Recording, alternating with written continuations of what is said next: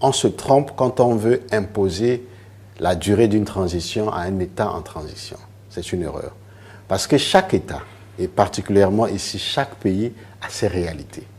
Les réalités que nous vivons en Côte d'Ivoire ne sont pas les mêmes au Togo ne sont pas les mêmes au Libéria ne sont pas les mêmes réalités que nous avons à Djibouti.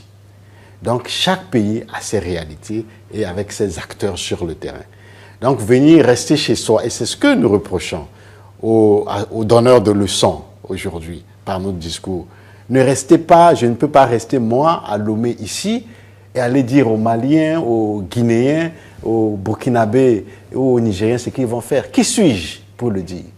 Seuls les Maliens, les Burkinabés, les Nigériens, les Guinéens, les Gabonais, etc., peuvent décider de la durée de leur transition. Il faudrait que ça soit clair. Ne nous mettons pas à la place des autres.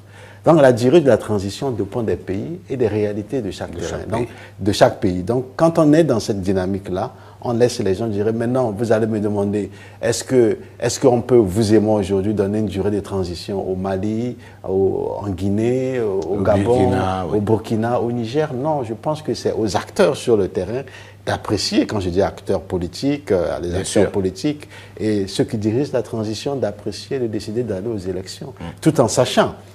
Ça, c'est important pour les populations africaines.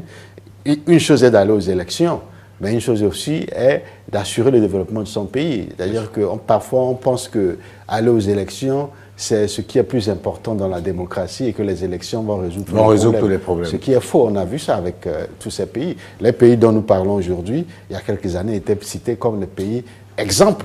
Des pays exemplaires en termes de démocratie.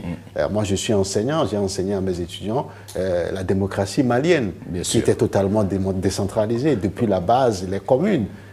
On voit le résultat aujourd'hui. Voilà, donc je crois qu'il faudrait, avec beaucoup de sagesse, essayer d'être inventif et réaliste devant les réalités de chacun de nos pays.